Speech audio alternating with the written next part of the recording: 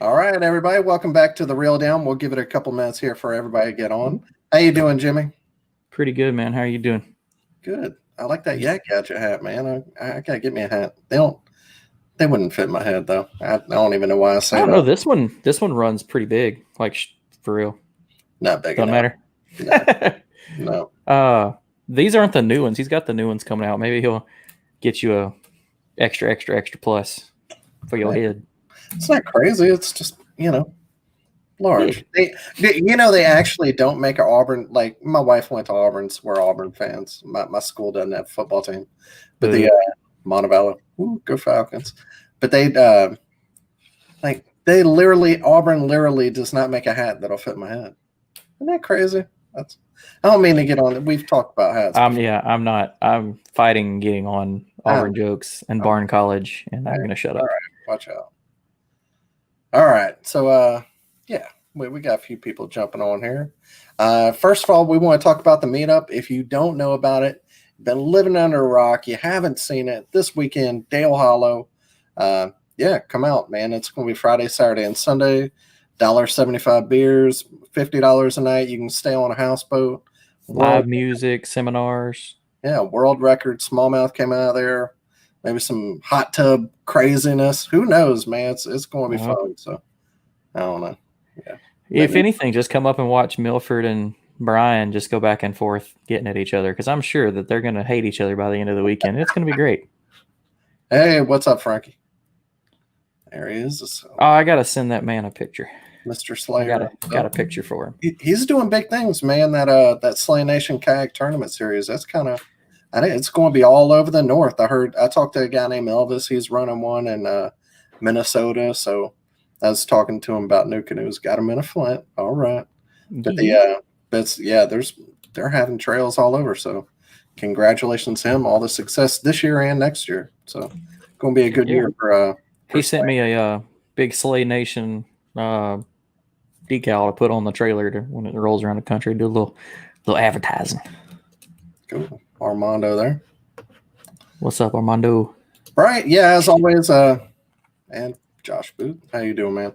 But tonight, as always, if you have any questions, please ask them. Like and share. We've got two of the best anglers in the country, and they have the hardware to prove it. We're happy to have them on the show. Matt's kind of been making rounds, and we've had Jaxton on before. We're super excited to have him on again. So here we go. Matt Conant, if I'm saying that right. Yeah, what's happening, fellas? All right, and Jaxton Orr. Welcome, fellas. Hey, thank you. No problem, man. Good to have you back. It's good to finally get our chance with you, Matt. Yeah. So if you don't know, Matt won at the KBF National Championship was last weekend. Matt won the KBF National Championship, the Challenge Series Championship, Rookie of the Year, and Trail Series Championship, the Triple Crown. Jaxton, he was right there with it, but in the end, Matt got him, but Jaxton ended up in second. First day 1 and 2, you led it, right? Was it the first? Just day one. Just day one. Okay. Mm-hmm. Yeah. Well, I mean, you're an awesome angler. Everybody's so. I read all this stuff. Like, it's so amazing to be so young. I know you hear it a lot. You're 17 now, right? Correct.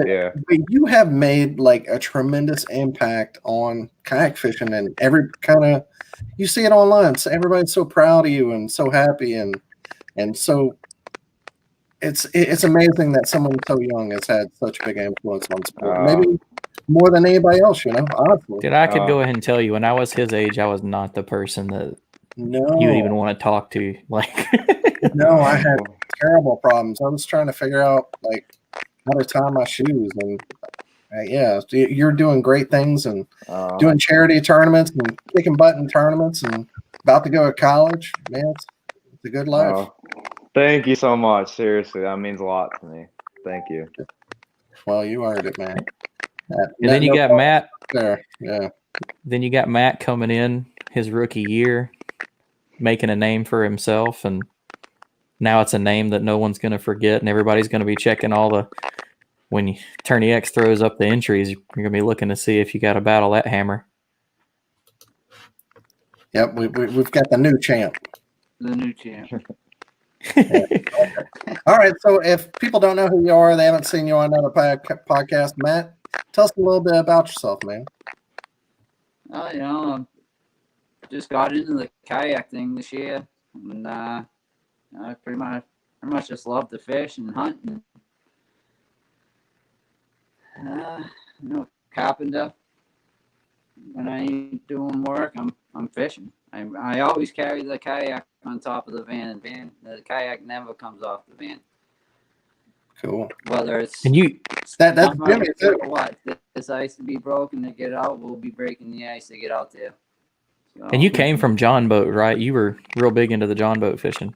Yeah, I used to run around the John boat, dragging that thing up and down the banks, and half the time, not even sure if I was gonna get it out of there or not. But and then once I got introduced to that kayak and just seeing how much more convenient and versatile it is, and it's just the way to go, man. I'm glad I was influenced to get one. What kind of carpentry do you do? Frame houses. Okay, cool. Yeah. Ooh, Yeah. dang. Not the finished stuff, actually. Hard work part. What's that? Yeah. Yeah, not the little finished carpentry that for the sissies. You do the. Oh yeah, the we put them up from foundation to roof. We'll do everything. Windows, That's doors, trim. That's what Swindle did for a living before he became a fisherman. What's that? That's what Gerald Swindle framed houses before he was he became a professional. Yeah. Hey, can I get you to go ahead and leave, like go all the way out and then come back in? You've got a crackling in your mic there. Yeah, that's what I'm battling with. All right. Let him go out and then come back in. Jaxton, how about you? If people don't know who you are, you've been on before, but yeah, give us a little rundown, man.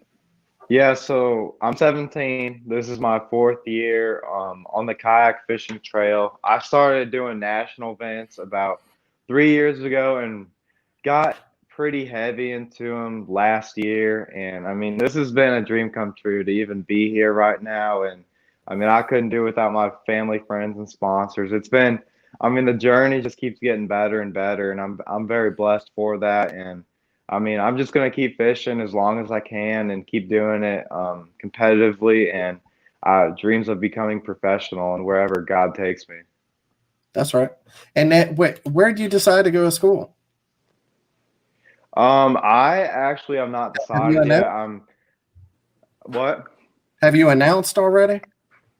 No, I have not. No, I'm still in the college decision process with my parents. I am going to be deciding here in the next couple of months, so I can get that off my shoulders before 2021 comes around. But I'm really excited for wherever I go. Hoosier, maybe. I'll probably end up in Tennessee somewhere. I just don't know where yet. Just come on down the south. Go to Bethel, man. Come on. I'm not going to talk smack, but I'll say I saw them. I mean, Montevallo right now is ranked second because I went back in school with G.I. Bill and Fish College. We had talked about that, but I saw them do some shady stuff, man. I'm just saying. So that was in Cabela's Boat U.S. National Championship. That was like 2013. I saw something I didn't like, but yeah, they have coaches. I thought that was interesting. They have fishing coaches. Mm-hmm. And you should get down there to Alabama or Auburn. They both got really good fishing teams. I was looking at them. Yeah. It's where Jordan Matley went. Shea Baker. You got Auburn. Right. I was fishing the same time that Matt and Jordan were fishing. That's why I never won a tournament. The people I was fishing against were so good at the time. It was pretty crazy. There's a lot of guys that just didn't didn't quite make it, but they're still like regional and local hammers. They're right on the cusp of becoming professional. So yeah, college fishing it's a whole lot of fun, and it's really fun. For sure, and especially with the kayak fishing trail, collegiate kayak fishing trail that came out. So I'm looking forward to doing bass boat and collegiate kayak fishing. So it'll be fun. Very cool. All right, so yeah, let's go ahead and get into a tournament. We'll talk about day one. Try to talk about some techniques. Try not to give away all your spots. Hopefully, that's what I was saying earlier. That's the great thing about Guntersville, though, is like there's not really secrets on Guntersville anymore, and there, in my opinion, there's no real like holes that just always hold them. And if they do, it never holds for 3 days. So, crushing it on Guntersville is a task. Yep. Well, here, while Matt's getting that fixed, Jaxton, you want to tell us about your day one? Yeah, so I guess leading into day one, I felt pretty confident. I found a pretty good area. It wasn't too big, but I was fishing this big grass flat, and I needed the wind for my bite. And I mean, I could catch them without the wind, but with the wind, I knew my bite was going to be really good, and I could potentially put up a pretty good bag. Well, the wind was kicking on day one, and the fog was there, and I couldn't see anything. It was so foggy, and that was perfect. The bait were moving, that wind was getting them moving, and I mean, just throwing that vibrating jig, and I was catching them left and right. I probably had 30 fish within an hour and a half into the tournament. Like it was lights out. It was I honestly I forgot about the tournament. Like I was just having a good time and going fishing, and caught like 317s, 3 casts in a row. Like it was crazy. And I stopped fishing, I think like 2 hours, maybe not even that, into the tournament. And then with like an hour left, I picked up my rod, made 5, 6 casts, and caught a 20 and a quarter, and I just called it a day. Like I didn't want to overdo my spot and kind of So you just sat there all day, huh? I sorted it. I had this huge flat that I was fishing. I was sharing it with a couple people, but I basically just kind of sat in one spot all day long because it was like kind of where the current was breaking, and they would just, they would reload. And that wind would get the bait moving, and they just kind of hang out there. How deep was it? Yeah. It was, so I was mainly fishing 4 feet or less, but in the afternoon I did have a deep spot where I was fishing like 15 feet. But day two, those fish moved, so I kind of had to figure something else out. And what's your whole chatterbait setup? Yeah, so I was actually using a jackhammer. It was 3/8 ounce green pumpkin shad, and I cut the skirt a little bit so it's kind of parallel with the hook on it. And I use a Tennessee shad Zaco on it. I love that. That's one of my favorite chatterbaits to throw, along with the tungsten knocker from Picasso. Do you use the new paddle tail Zaco, or do you use the regular one? I use the regular one. Yeah. Yeah, I use the regular one because the paddle tail, just in my opinion, like when I throw paddle tails, they just like they kind of float up a little bit. They have like an angle on it. Like that, it could just be me and the way I'm doing it, but I really like the originals. And what's your line, rod, reel, that whole setup? Yeah, so I was using St. Croix casting rod, and it was an Avid X medium heavy 7-foot extra fat, or it was just fast action. And I was just using I stick with Seagar. I really love my Seagar line, but I was using 15-pound Invis X and Tournament Pro by Luz, that reel, like 6.3 to 1 or something like that. Do you always use 15? 15-pound, yeah. Do you? Okay. Yeah. I know some people like Brad Height, the chatterbait guy, says 20 all the time. And I've kind of messed with that with different things, that it helps a little bit if you go lighter line, the smaller diameter line to get it down a little bit deeper. Is that why you use the 15? Yeah. I've always used kind of 15, so I've gotten used to it, and I've had no problems with it at all, even fishing thick grass with it. But if I'm throwing like a crankbait or something, that one I need to go deeper, I'll throw like 12. But all spinning reels I throw 10. So it's kind of just like that. Okay, all 10. All right. Cool. All right, Matt, how about you, man? Tell us about your day one. Day one was pretty good. Yeah, like I've been saying, had a morning bite, pretty much top water. Throwing a walking bait. the Lucky Craft Sammy all morning. I was throwing a Mega Bass Pop X, but it seemed like I was getting a little bit more of the bigger bites on that Sammy. And then, I don't know, that lasted a couple hours, and then same deal, just switched over to the jackhammer pretty much the rest of the day and just covered some water. I was fishing 4 or 5 feet, some scattered hydrilla beds, just fishing around them. I had another little thing that I found. Some guy was telling me there's some blue springs or something like that, and I thought I found one of those out in the middle of this bay I was fishing, and fish were kind of piling up, and they'd reload up on that, and they had kind of like a little weed edge that worked around that, and just kept hitting a couple of spots. I mean, I didn't cover much ground. I might have fished a couple hundred acres though, all 3 days, and I fished the same area and just pounded it, to be honest with you. And they held up. They kept reloading my spots, and more fish would show up. And then when they dropped that water too, I think that brought some more bait out of the back bays I was fishing by. Blew some of the mad out with that wind that came with it, and I think it accelerated my bite a little bit come tournament time. Were you fishing closer to the main lake, or were you fishing more like heading into the backwaters? Yeah, I was fishing like mid creek, I would say.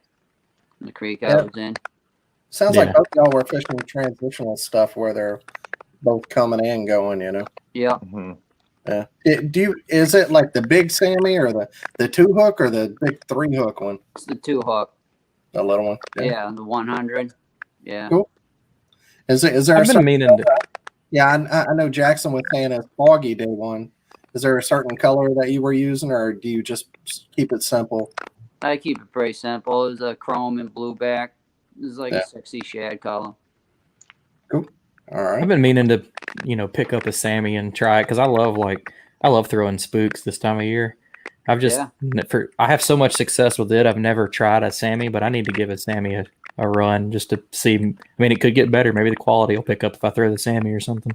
Yeah, I was getting big bites on it. I was each day I got a good fish on it, so I was content. I missed a couple too. That's my problem in the morning. I couldn't get more than a couple of fish each morning for that morning bite, but they were missing it a lot, so I really wasn't sure what I needed to do. I tried slowing it down, but they kept missing. I just assumed the fish in Guntersville were blind. Hey, sometimes I'd agree with you on that. They'll miss the frog by 3 feet, and you're like, dude, what? Yeah. Were you like scanning and casting from there? He gets fish all the time.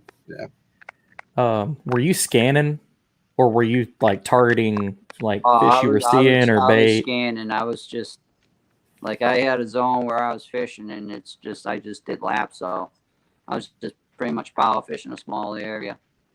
There you go. Throw the boat on spot lock, and I just cast around for about 10-15 minutes, and I'd move 100 yards around. Fish seemed like they were wandering, and then it seemed like there was a lot of fish there that just didn't want to bite until they really wanted to bite. So I just knew they were there, and I had to cover the ground, and eventually I'd find that one that was willing. Heck yeah. Looking for the active stuff. That's a good question. How about your boat setup?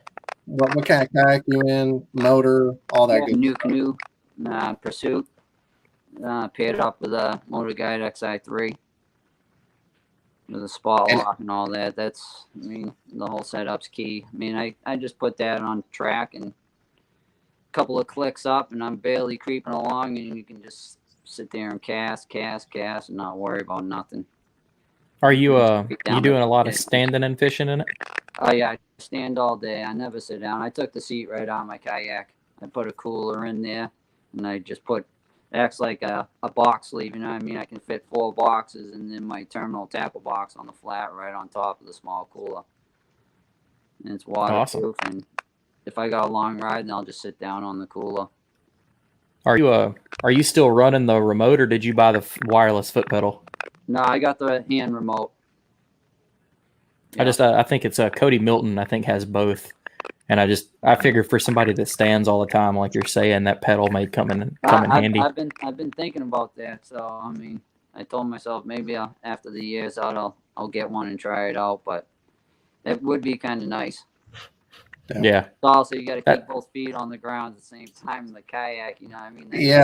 That seems like it'd be tough. I mean, I'm a heavy guy. I'm not staying up all the time in my pursuit anyway. So yeah, you know, yeah. The pursuit's a killer platform. Man, I'm sometimes during the spawn, I'll stand up on my cooler, so I get that extra 2 feet of elevation to look down into the water, and people see me. I'm standing on that thing, driving around, fighting fish off the top of it.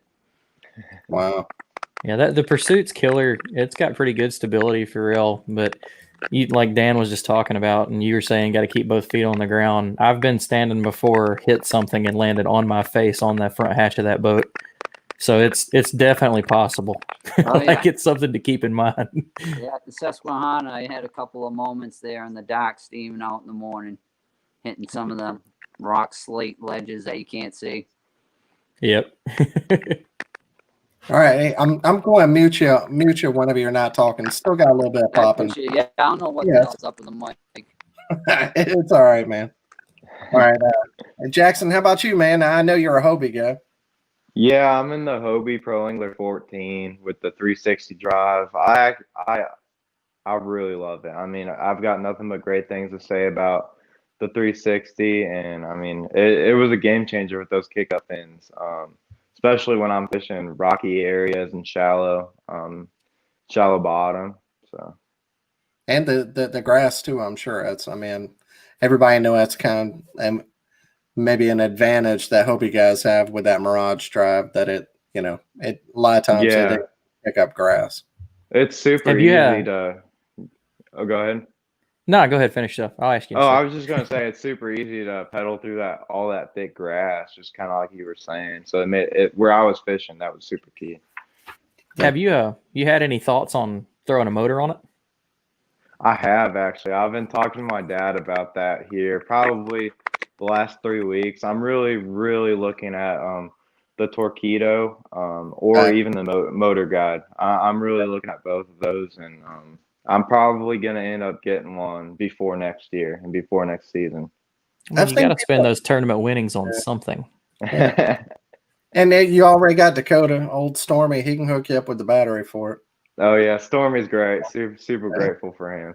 I've seen people in the Hobie. They either have the bow mount or the Torpedo. They kind of go both ways. Mm-hmm. Yeah. I think I know a couple people at both. Like I was fishing with Gene Jensen. I think he's got both. Yeah, that bona fide. That's a lot of weight to put on that. But yeah, I mean, he fishes out of it just fine. I mean, it looked really stable and everything. Yeah, you said that you were fishing right by him, so I mean, yeah, you got to see it firsthand while you were sitting there eating hot dogs, and he's fishing. You're just waiting for the end of the day. He's pulling one of those Jason Lambert. Was it him? Yeah, I think it was him. I think it was last year at one of the events. He got a 30-pound bag by like 10 a.m. on the final day, and he had joked around and said that if he did that, he was gonna, call it quits and order a pizza. And he literally had them deliver the pizza to the bank, and he just pulled his boat up and kicked back and chilled. I was like, goals. Timmy Horton did that in a tournament one time. He won, and then at the end of the day, he just went and ate some hot dogs. It's like, you can't even be mad, man. If you put up a 30-pound bag before like 11 o'clock, period. I don't care if you put it up an hour before the tournament's over. You have done your job. Like, just go. Yeah. All right, so we'll get into day two. We'll start with you this time, Matt. How'd your day two go? Well, it was kind of disappointing at first. I missed like a 4-pounder, came completely out of the water. First cast, as you know what they say about the first cast thing, so maybe it's a blessing at the same time. But I missed that, and that kind of bummed me out. And I missed a lot of fish in the mornings, like I said. So my second day is kind of a little struggle in the morning. A little bit of a struggle, and then I think it was like somewhere around 9-ish. I got a 21.5, so that kind of brought up the spirits, but it was kind of slow. But same deal. I was just working that top water, same area, and just grinding it out, waiting for that one good one to commit. I figured if I could get one good one in the morning, then I'd definitely be able to grind out the rest of my limit in the afternoon. My afternoon bite was a a little stronger and more fish, but the quality wasn't like it had been in the morning. So I just knew I had to stay focused. And as much as I wanted to move around more and go check other areas when it slowed down, I just knew I'd finally pick one up if I stayed there and was patient enough. Were you watching the standings, watching Tourney X real close, letting it get to you, or were you just kind of like whatever? No, I mean that all depends on how long I go without catching a fish. That's when that comes into effect. So if it goes a couple hours and I haven't got one, then it's like, all right, I'll take a look. But it'd probably be better off if I just didn't look all day. But on the same hand, you see guys catching fish, you know, if you got to make a move or not, and very true, relocate or change something up because you know they're biting. So if they're biting somewhere, that most likely biting where you're at, just whether you're throwing the right thing or not. Gotcha. That's a good rule of thumb. If that's a good way to think about it. I feel like a lot of guys don't look at it like that, and that's probably the only thing that kept me when I fished the Bass Nation event on Logan Martin. Before my motor died and all of my morale went out the window, like it was tough that morning, and I just stopped. Finally, was like, okay, I said I wasn't going to, but I'm gonna look. And I was like in like 30th place, and I was like, okay. And like first place was obviously like just one big bite away from me, even at that point. And I was like, okay. So obviously I'm doing what I need to do, and everybody's struggling. And then when I had all my other issues, the whole thing just went out the window. Yeah. But that's a good tip for everybody to, you can use it to your advantage if you can keep your head straight. Right. Jaxton, how about you, man? Day 2. Yeah, day 2. I mean, it was the same conditions and everything, but it was a lot tougher. In the morning, I did end up catching my limit really early, the earliest I've ever caught a limit, probably in a tournament.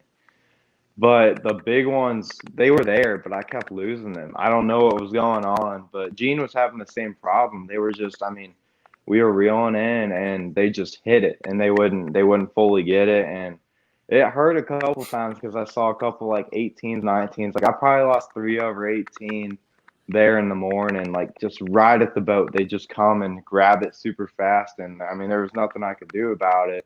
But finally, I did get a 21 and some change. And I mean, it was all uphill from there, like a couple 17s and a 16. And I knew I had to be done. Like I knew it wasn't enough to win the Challenge Series event or stay in first for the national championship. But I mean, it was hard to do, but I really just, if I wanted a chance at even getting close to winning this event, I had to manage my fish because it wasn't that big of an area. And I had a couple other areas, but where I was, I mean, people were just hammering it, like bass boats, kayaks. So, I mean, I just had to do my best. I have an idea of where you were, and I'm not going to say it out loud, but just the fact that you said you were fishing with Gene, I know that's an area that he knows, and I've seen him there before. And just like you said, though, it's a killer area, and the fish, they're always there. They always reload, but people beat that spot apart for sure. Yeah, it was crazy. Like, I saw people like when I was just kind of sitting there on my spot during the day, like people were catching them left and right. They weren't big ones. They were like cookie cutters, like 14 to 16 inches. But I mean, they were stacked up there. And like during practice, the bait they would set up perfect during practice, like 22s. Like they were everywhere. Wow. How many days did you practice? How long have you fished there before, and how long did it take you to find that? And how did you find it? Yeah, I've never fished there before, but I did have a day and a half to practice. I just kind of, I trusted my gut and went off of what I do good. And I love fishing grass. So I just kind of fished what I'm confident in and just kind of pretended it was a lake back home. And I mean, it worked out and it fished just like one of the lakes I love to fish. And I mean, everything just kind of planned out the way that it planned out, I guess. That's awesome. How about you, man? How much practice did you get? I got some good practice in. I mean, I eliminated a real lot of water. I think we got there Wednesday night the week before, so we fished Thursday until we practiced up until Tuesday. I fished one creek on the first day we were there, and a lot of those elite guys were in there, but I didn't catch nothing. I didn't see anybody catch nothing. I covered miles and miles of water, and I just really didn't care for it. I might have had 3 blow-ups in a week and a half on the frog, so I just didn't have any of that frog action or punching action that I was expecting to have coming down here. So after that first day, I wasted 1 day there, and then I pretty much fished another 2 days where I actually did fish a tournament, and then I went and fished another creek 1 day, and I caught fish down there, but I didn't catch as many. I caught some decent ones, but I didn't catch as many, and I thought there'd be a lot more people down in that area, so I kind of bailed out of there, and I just went back to where I got some decent fish and just really try to dial that in 2 days without really killing my spots, and kind of figured it out that they're in this one area. So I got plenty of pre-fishing in, which was good. Usually we go down, it's only 2 days before the tournament, so we knew And you kind of need it on Guntersville because Guntersville's huge. Yeah, I mean, I went out to the main river and I saw fish out there, and I got excited about that. They were breaking on shad, but I couldn't get them to really commit out there. 2 hours of fishing and watching them smash shad, and I got 3 fish to bite. So that's so frustrating. I just went, but that stuff will drive me nuts. So I just went back into the creeks and fished where I could catch them. Well, here, I'll go over some of the numbers here. On day 1, Jaxton, you had 92 3/4. Corey Dreyer was in second with 92 1/4. Matt, you were in third with 89 3/4. Derek Brundle in fourth with 89 1/4, and Alex Cox 88. Day 2, Jimmy McClurkin won that day with 92 inches. Matt, you were in second with 91 1/4. Troy Inke with 88 3/4. Clint Henderson, he's not far from there. You could expect he was going to be up there with 88 1/2. Jason Broach, 88 1/4. Jackson, 7th with 87 1/4. And then Derek dropped all the way down to 79 3/4. So he had, not a great day 2.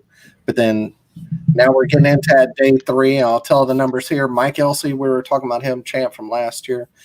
He had 98 inches, had a just mega day, best bag of the tournament.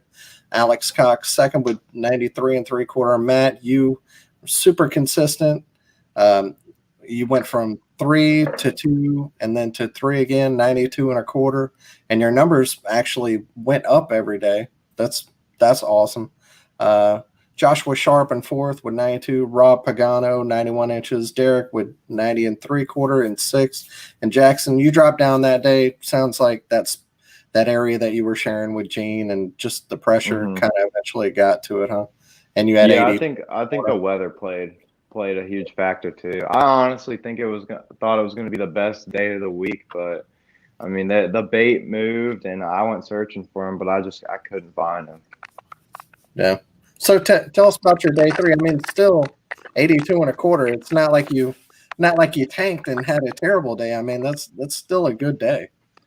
Yeah, I mean, I caught fish. Like I was really excited because I actually got to fish my area thoroughly, and I mean, not worry about putting too much pressure on my area and catching too many fish there. And I mean, it was really, really tough to get a bite in the morning. The wind wasn't there. There was no fog at all. And when I saw that, I got nervous, like I really did, because I fished 2-day tournaments before, and the conditions completely change and they're different than what like the weather says, and it's tough and you don't figure them out till like the last hour and you regret things. And I fished an hour without a bite, I think, and I just tried to adjust, and instead of throwing that vibration jig and spinnerbait and topwater, I had to switch to that Senko, that 10-inch worm. And as soon as I did that, I mean, it was just back to back to back. And I mean, they weren't big fish. Like my biggest fish was only 17 inches that day.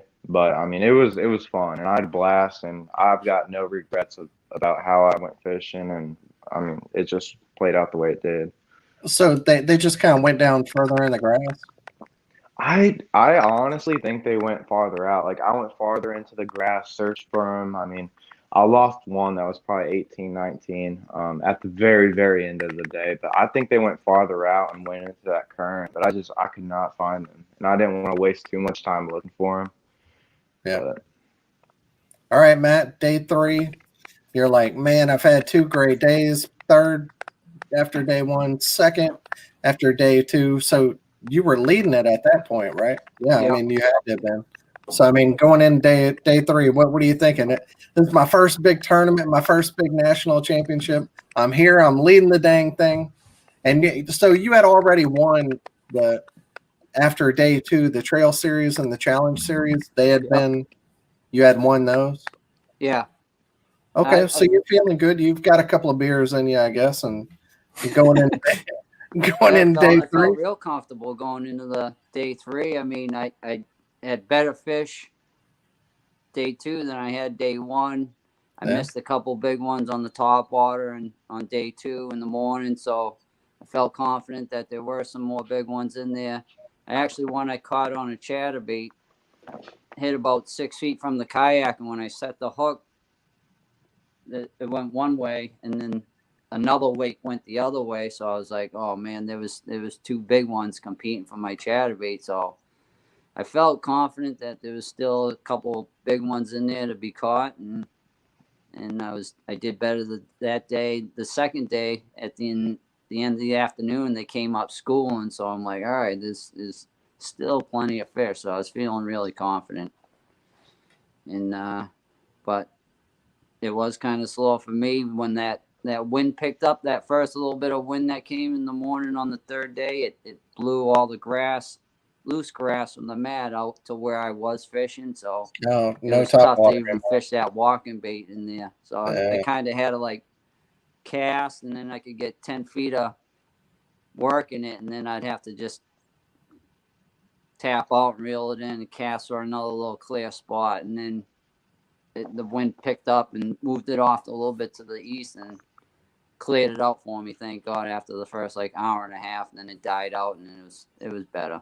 But that is really annoying being on Guntersville, and it does that. And there's so much grass on top. Yeah. I can't stand when you can. I was in full panic when that wind picked up. I'm like, this is gonna kill me in here. It's just gonna be littered with grass all over, and I ain't gonna get my morning bite, and then I'm gonna have to get the afternoon bite. So I was a little nervous, but I kept getting the texts from my mom and family, sisters and brothers, to just relax. Called me one time, make sure I was all right, because they didn't see me putting anything up on the leaderboard for a little bit. So kind of walked me off the cliff. But I knew the fish were there, so I just had to be patient and just keep doing what I was doing. It was working, so it all worked out. You seem like a pretty chill kind of zen guy. Like it wouldn't really get to you that much, you know. But both of y'all do, yeah, and maybe that's the reason y'all are at the top, because y'all both here seem it does very. A little bit, but I might not show it. Yeah. Y'all both seem very level-headed.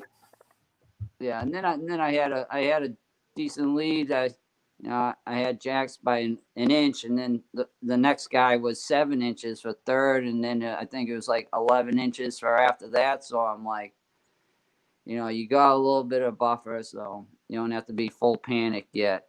These guys have to get a really big bag. If I felt as though if I could hit 80, 85, and maybe Jaxton didn't put up a real big bag, then I'd be all right. But you know how it is in Guntersville, that somebody can just destroy you in the matter of 2-3 casts. So I mean, Jaxton could have caught that 25-5 that guy. Right. Yeah. Alan Guntersville will change the standings in a hurry. 25. That was huge. That fish was only like 8 pounds. That was huge. Yeah, that's only. Crazy. Yeah. Well, I mean, like I caught a 23.5, 8.3 earlier this year on Guntersville, and it was 23.5. There's 2 inches more, and same. That was that 23 that I caught a few weeks ago was only 6 pounds. It was so sad to see the mouth come out of the water. We all do it. I was like, it's 10. Yeah. No, I caught some real skinny fish down there. I'll tell you, I got a 17 3/4. It was half embarrassing to throw it in the score tracker because It was narrower than my catch board, and its head was so shrunken that you could see the V's in the top of its skull. Is just like how's there this much bait and this fish looks like it's anorexic? I caught quite a few fish like that. I couldn't believe it. I didn't know if I it was always like joke a around metabolism thing or Yeah. the competition for the food or just sick fish. I always tell everybody that it's just because there's so many, 8s, 9s, and 10s eating everything in that area.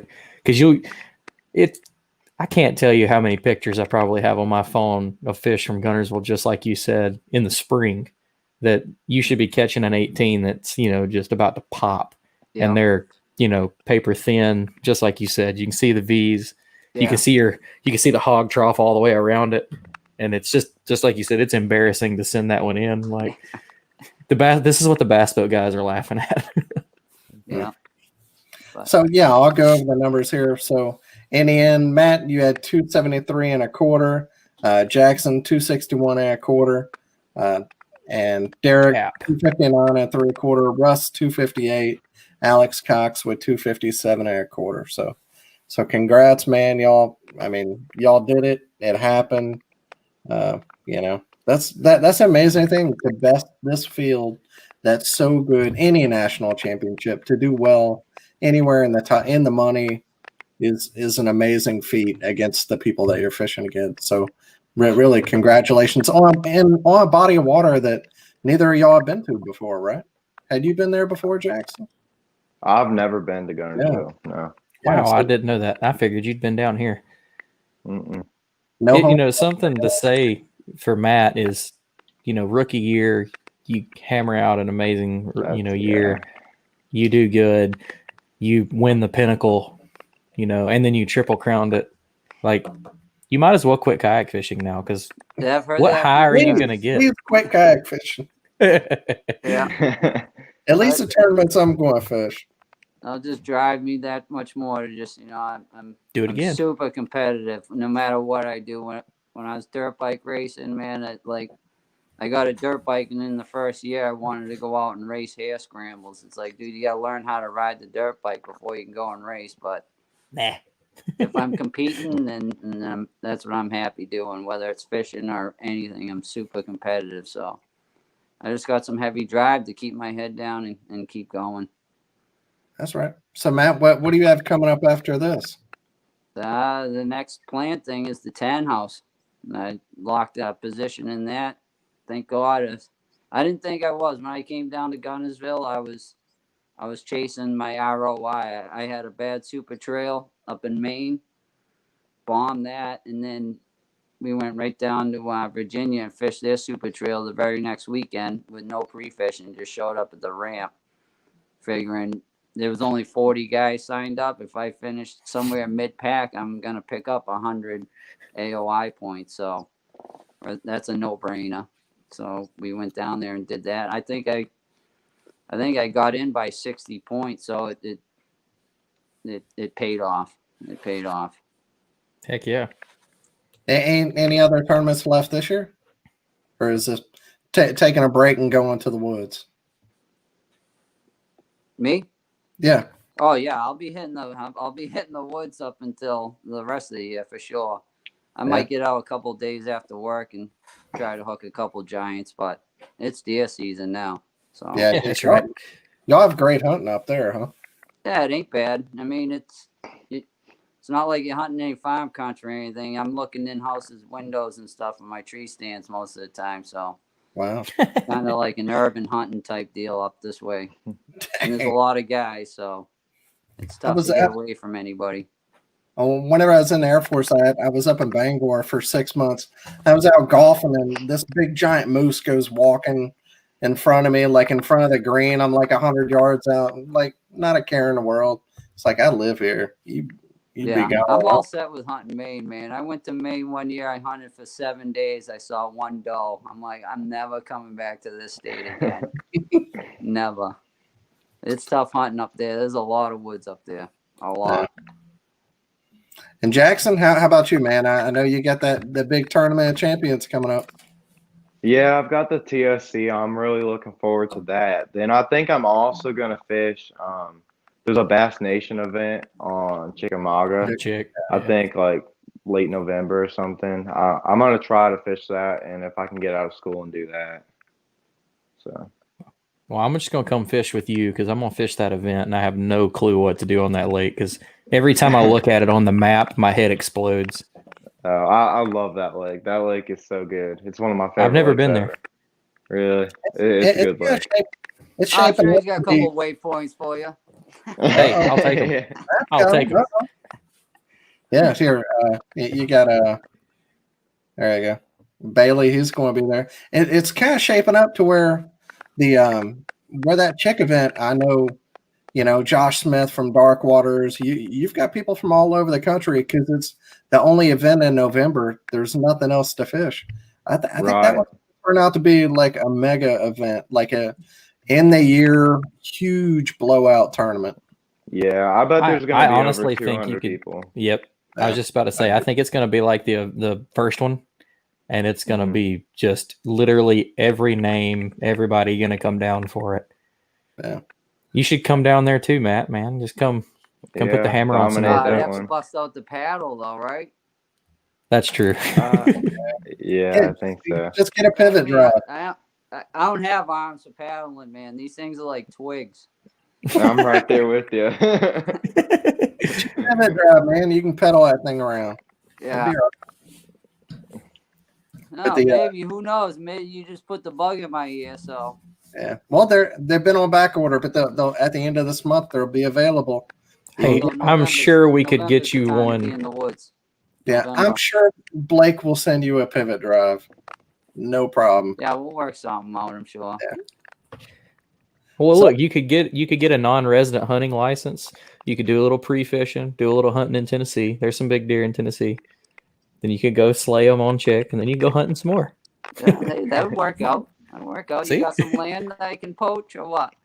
You come down to Alabama, I can put you in some spots, man. Man, you were right. Where y'all were fishing. You were down there. I seen some deer. Jackson County, where y'all are at for the tournament, they've had state record deer there tons of times, and probably 20 minutes from where y'all are at, I have a buddy that's got 1,200 acres down there, full of monsters, man. You have to come back down, check it out. Oh, I had deer walk up on me when I was fishing, so it's pretty cool. I like seeing that stuff while I'm out there. Yeah. I heard gunshots. I didn't think it was gun season, but I heard gunshots, and then deer show up, and then they run off, and I hear more gunshots. So I was like, Man, these rednecks, they don't care. Yeah, I was fixing to say, you're right. It wasn't season, but again, just like he just said, it doesn't matter for some of these guys. That's what I assumed. Yeah. All right, so Matt, anybody, congrats again. Anybody you want to thank? I just want to thank friends and family, same peeps that have been rooting me on all year.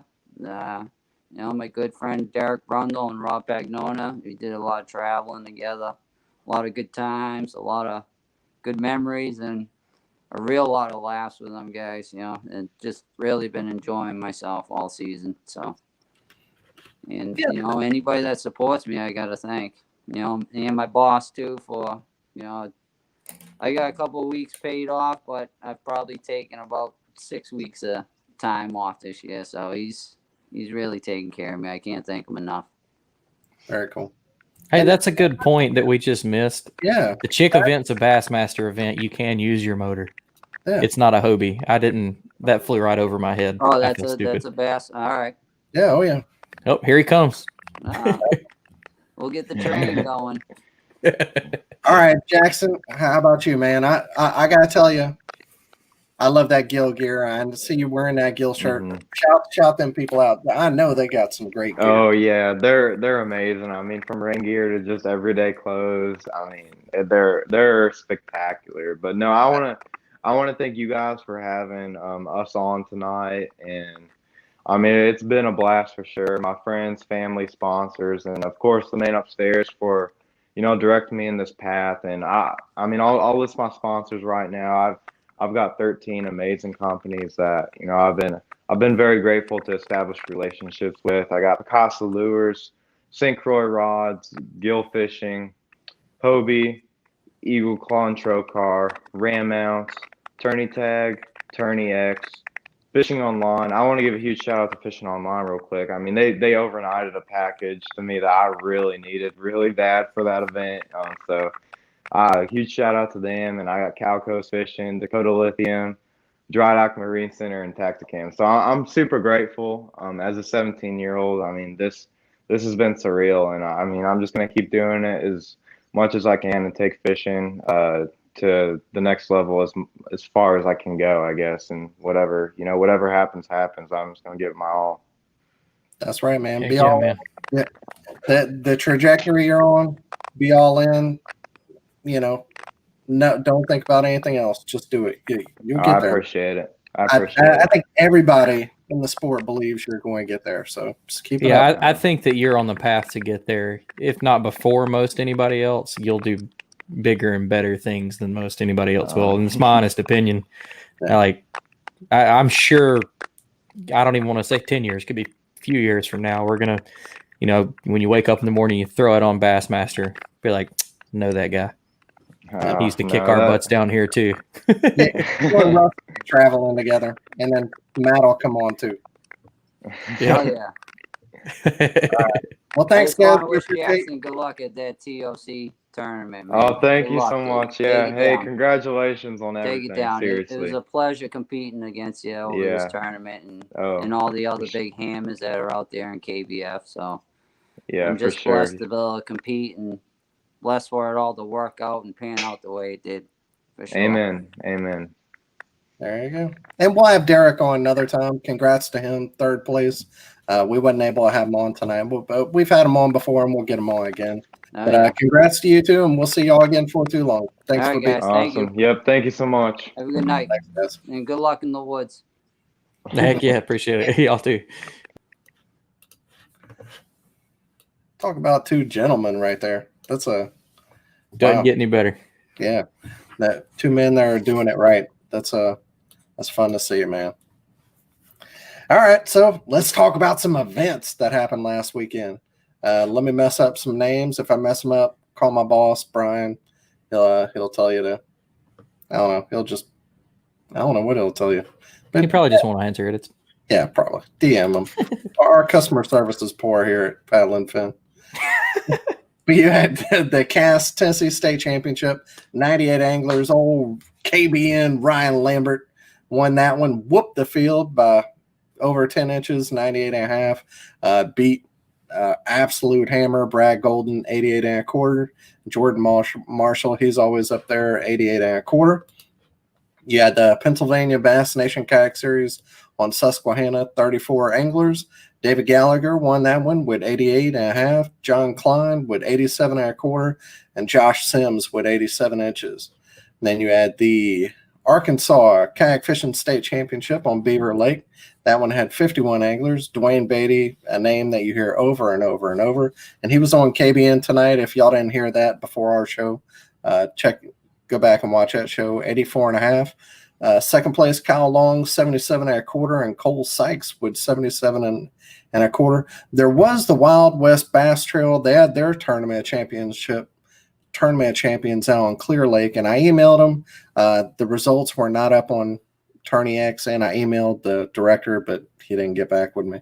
So somebody won that one. I don't know who it was, but so if you're listening, congrats. Yeah, whoever it was, congratulations. Cincinnati Kayak Fishing, they had their tournament champions. Everybody's got a TOC now. That was on. Sounds cool. It does sound cool. That was on 3 lakes, 10 anglers because it's a championship. 3 fish limit. Braden Lamb with 46 and a half. Chris Anderson also with 46 and a half. And then Chad Turner in third with 46 and a quarter. So, yeah, first, second, and third were separated by a quarter of an inch. That sucks, man. Yeah. That's what we were talking about before is if you get beat, you like it. When you get whipped, you cannot stand when you lose by a quarter of an inch. Yep. Yes, Joel, I was in there first. I did 10 years. You got 10 years from me. Yeah. All right. But yeah, again, if you don't have anything going on this weekend, come to Dale Hollow. I mean, you can look at pictures from Christine Fisher and Catherine Field, who we had on last week.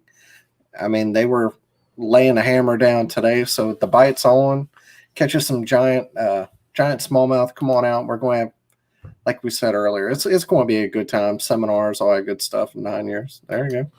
But yeah, it's going to be a good time. Dale Hollow, beautiful place. Come check it out. And then everybody tune in next weekend. Me and Dan are also fishing the KBBT. Yes, we are. Dan's fishing Saturday. I'm fishing Sunday. Yeah, I've never fished Dale Hollow, and I'm not going to get practice because I'm going on a hope and a prayer. I am out of vacation time. I'm just showing up with a Ned rig and going to let it fly. And then I talked to Marcus Coates, called me today, man, and he's like, man, I think it's going to be awesome if you and Dan both, get out of the first round. I was like, dude, I don't need you talking to me like that right now. Like, dude, he got, not only did he blow his transmission today, but he like cut his finger and the other wrist has a ligament problem, so he's like out of commission for a while. So yeah, he called me to tell me how he did it, and it was just, I was, wow, like not how you thought. Did he tell you how he did it? No. So I thought he said blew the transmission. I figured he's working on his truck. No, and he was trying to open a can of Lucas transmission additive. Handed it to his wife with a knife. She couldn't. She handed it back. When he popped it open, it took out. He said like he took a chunk of his thumb with it. Yeah. I was like, dude, you just need to go home. This isn't a good Monday. Who are you fishing against? I can't even remember. Sorry to the guy. I don't remember his name. It's a Nebraska angler though. Oh, he's got Marty Hughes. Oh, God bless you, man. Ooh, Marty. Yeah. Marty. Out in Nebraska. Who thought Nebraska had such good fish? But I don't know where he gets them from. That's the only thing bothering me right now about the whole deal is like I feel confident because I'm fishing against an angler that I don't know from Nebraska. But I mean, just like you just said, like people can get on a good bag there. Marty was putting up like almost 100 inches a week. Yeah. Yeah. I mean, and my spots aren't holding out because I had planned on coming home and fishing something I know. So I'm just going to really put my head down on Del Hollow and see if I can figure something out. I think I'm going to chuck a big swim bait and just hope for, it's the bait of 10,000 casts. Well, maybe I can do it 5 times in one day if I throw it enough. I have no idea. And so I'm fishing Dale Hollow Saturday. If I happen to make it past the next weekend, we're going camping on Smith Lake. So that's just spots. So even if I make it to week 2, I mean, it's a trip. We had to cancel before on Smith Lake campground. We rescheduled it to this weekend. So I'm not going to change a family trip. So I'm going to be fishing spots week 2, and that sucks. Well, I'm probably going to have to hit you up to borrow some spots that you got down there if you're not going to be using them. See if I can. That's if I even get to week 2, man. Like, you just got to do it a week at a time. I'm trying not to get too far ahead of myself. Yeah. So if I happen to make it past week 1, it's not week 2's not looking good either. So, which you're already qualified for their national championship, aren't you? No. I thought you did the first qualifier and got 8th. Yeah, I got 8th, but that one, it's only these 2 national championship tournaments that count towards that. Oh, I thought the one that you did was part of that. No. Oh, whoop, my bad. Sorry. That's the whole reason I signed up, because I wanted to get national championship, their national championship qualified. Yeah. And yeah, that's it. Big I won a tournament this weekend too. I ain't even say that. Small tournament, but I won. So. Oh yeah. Yeah. Good job, Dan. River Region Kayak Anglers. That felt good. What'd you win with? I don't know, 40, 45 and 3/4. It was 3 fish, half a day deal. It was, but they halved it because this hurricane was coming through, the edge of Delta. So they only did half a day, and it was brutal out there. But I was gonna say, you still got soaked, I guarantee it. Yeah, it rained but it didn't thunder. Like I was literally only expecting to be like I don't know, to fish till like 9 or something like that, and was able to fish the whole time. So I didn't know about that. Hey, he said, no, it's top 16 from all the brackets. Maybe I am qualified. I asked Mark. He said I wasn't. I'm going to find out about that. That's why I signed up. Uh-oh. That's all right. It'll be fun either. I want maybe we can both get out of week 1 and then get matched against each other. That'd be fun. Yeah, I'll if I'm qualified, I'll just lay over for you.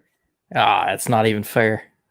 Give it to me. I want the fight. I'll be in a pedal. I'll be in a paddle kayak. I'll let you have the motor. Something like that. We'll figure out. All right. Well, thanks everybody for watching, and thanks again to Matt and Jaxton. Great guys having on, gentlemen. They did a great job. Congratulations. And KBF, do you want to talk about before we leave? Do you want to talk? We can talk about anything you want to. I'm not afraid to share my opinions. If you didn't know, and I'm sure everybody knows, if you're watching this, you're in tournament fishing. And real quick, just to give him his credit, if he happens to be watching, I'm fishing against Ben Steele. There, Ben Steele. Cool name. Yeah, but yeah, Jason. I've got Jason Campbell. Yeah, unfortunately, Jason's a hammer. We fished in the KBBT, the team deal, the relay. We fished in that together, and he held up our team, and I caught like a 15. So I hate to be fishing against him, you know. So, but it is what it is. But he's got a good chance since I'm fishing somewhere I've never been before. But yeah, KBF, they had a big snafu with Tourney X. Yeah, just a mess. It's happened again. They got blown up on social media like they should be. And if you go back and watch the weigh-in show yesterday with Scott Butcher, and you listen to Chad and Dwayne Wally from Tourney X, they kind of talk about it in usual Chad fashion. He talks, you know, he talked about the entire thing. And I'll just say, I don't have a dog. I'm not a hater. I fished KBF this year. I qualified for a national championship next year. I did, you know, one challenge series because I didn't have the vacation time to fish more tournaments. I already had my schedule set. And right. I threw that in there because I wanted to qualify for the NC next year. So I'm not a hater. I'm not throwing arrows. I'm not anything else. And I even put this quote down. Well, I won't even quote it, but I'll say I watched something earlier in the year where Chad was talking about he was trying to get rid of the drama, and he wanted to do that. Like, eventually, if you're arguing with a bunch of people, eventually you find out the common denominator is you. That if the same problem keeps happening, then there's an issue with you because it's happening to you all the time. If there's issues all the time with KBF and the KBF National Championship, what's the common denominator in that problem that keeps happening? So I'm not throwing shade. I truly want to see Hobie, Bass, and KBF do well. But I will say it definitely put, and I'm saying this personally because I'm not throwing shade or anything else. That's not, we absolutely try not to do that here at Paddle and Fin. We try to stay neutral and kind of keep it more uplifting. We make a point of doing that. But it put into question me wanting to fish the national championship next year because I'm concerned, what am I signing up for? If I'm signing up for something that I know there's going to be problems, because it seems like there always is a problem. If I look into the history of KBF and the national championship, there's consistently been problems. I know I'm signing up for a tournament that is going to have problems. That makes me feel less good about spending $400. That's something that I hope that they listen to from other people. You know, like you're saying, I don't really have much of a dog in the fight at all. I've been against fishing KBF, not for any reason. It's just, you know, one, I never can make the events that come down here, and like I can honestly say that I haven't even really fished KBF. I signed up for 2 of the monthlies this year, but literally was so busy I never put my boat in the water for either of them. But like, you talk to a lot of guys around here and why they don't fish KBF, and it's the issues that arise, and it's not to point fingers. KBF is, you know, ran by more than one person. Everything is. There's no company that's one. I mean, this isn't true. Most of the time, there's more people, helping make decisions, helping things go along. But they're not always saying, I don't fish KBF because of Chad Hoover. But it's, I don't fish, I'm not willing to fish KBF because there's always issues. There's always drama, all the negativity. You can go anywhere on the social media platforms, and it's not, I mean, people talk crap about everybody. So, but it's just always that. And then, I felt like that them stepping things down this year was a killer move, having the fewer tournaments and stuff like that. And, the numbers weren't there at first on the 2-day thing, and then it was getting better. And then, and I, like you said, I'm rooting for it to, I want all three of them to work, who cares? It's just more good opportunities. Because like right now, you can say that the national championship, the KBF NC, is the most hyped, biggest event of the year right now. Yep. No matter, I mean, you have to acknowledge that. I mean, they had, with all of the complications and changing of scheduling and everything, they still had 300 guys or 300 people show up. I want to see it work, but the immediate drama that happened because of the issue with Tourney X, or,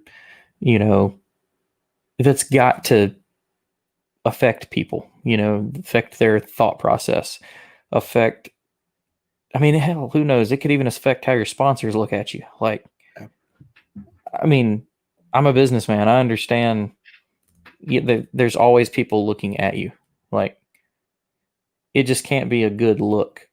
And I'm not saying that they're lying or they're in the wrong for what happened. I mean, I know a little bit about computers and servers, and not as far as code writing, but, for Tourney X to have an issue show up, I'm honestly not surprised, because, I mean, what was it? I can't remember. There were 300 anglers. I can't even remember the number of fish submissions that went in. It was insane. Like, cell phone companies see it all the time, where when there's a natural disaster in an area, everybody floods cell phones and their systems go down. When the tornadoes hit in April 2011, you could not make a phone call in central Alabama if it was on a cell phone. Basically, period. Nobody could it wouldn't ring. It's the same thing. And you can't blame anybody for that. I mean, it's the first time he's had that much hit his thing. And just like Dwayne said, 2,500 fish. I didn't want to say it, but I thought that's what it was. I think it was 3,600, they said. Or maybe it's 2,600, whatever it was. It's consistent problems with KBF make it an issue, make it more difficult for people wanting to sign up for tournaments and feel good about things are going to be ran properly. And that's not throwing shade. That's not being a hater. That's not putting arrows in anyone's back, because I heard those terms last night. That's not what that is. I want to put my money into a tournament I feel good about fishing. And whenever things like that happen, it makes it more difficult for me to put my money into those tournaments. Straight up. So. And I think, in my personal opinion, a tournament of that caliber, I think if you had just, and they talked about it, and it'll probably be that way next year. If the awards day was the next day, move that dinner to those 100 anglers to the next day, and it gives you time to cover your own rear. Just in case something comes up. Then way you don't have to explain yourself. You can keep it completely on the down low. Be like, hey guys, sorry, this fish submission was, I had to DQ this, blah, blah, blah, blah, blah. And it all been gone. And I mean, like we're saying, it sounds like a lot of hate, but I think that they have the opportunity to grow off of that. And just like we said before the show, I mean, if everything had went okay as far as the world right now, and all 700, 600, however many people qualified somehow showed up, Tourney X would have crashed like hard. It would have been terrible. But now Dwayne, I talk to Dwayne all the time. Dwayne's a great guy. Like Chad was saying last night, he literally got up from the table and went to work. That's the kind of person he is. Like, I'm sure he will have that issue taken care of. And it just only grows from there. I mean, people got to think too. Some of this stuff's relatively new for us. The app's been working for, few years. The program, KBF's national championships get bigger every year, which brings more and more complication. The more people you add to it, the more complication there is, period.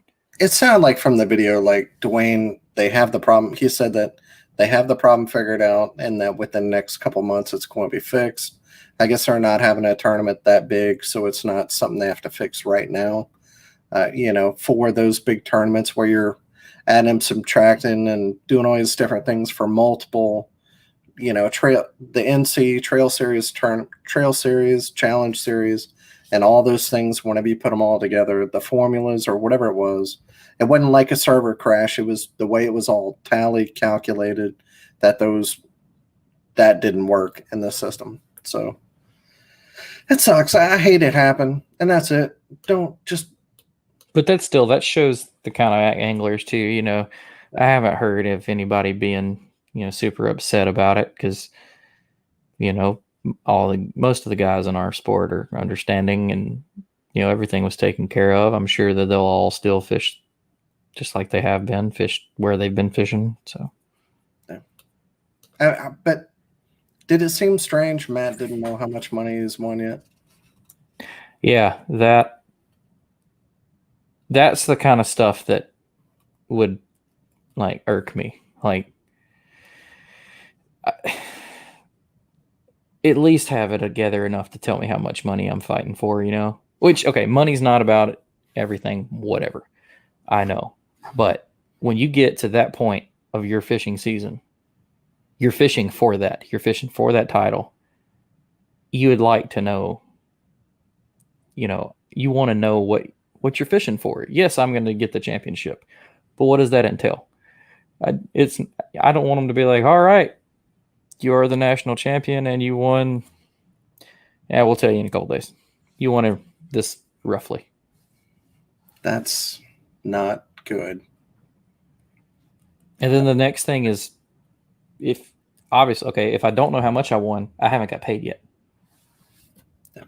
Joel just said it right there. That shall all be known before the tournament started. Amen. There you go. It shouldn't be a couple days later and the man doesn't know how much he won. So that's it. We'll stop. We're not throwing hate. There's obviously issues and they need to be issues. Corrected. Issues have to be brought to light to be corrected. You can't shut your mouth and run and hide or just throw shade, hate, and anger. If you have an issue with the way something's done, you have to say something to have it out there so it gets fixed. That's the only way that happens. That's right. Don't stand there and argue with somebody about it, but you'll have to go back and watch some videos, man. It's in depth. The KBF show yesterday on Scott Butcher, you can go to his page on the way in, and they'll go there and talk about it. So if you have questions, you can go listen to Chad and Dwayne talk about it. So that's it. We appreciate it. Thanks again to Matt and Jaxton being on show, and we'll see y'all again next week. And we'll have a recap from the meetup at Dale Hollow. So that's going to be a hoot. So, yep. Thanks as always, and wear your PFDs.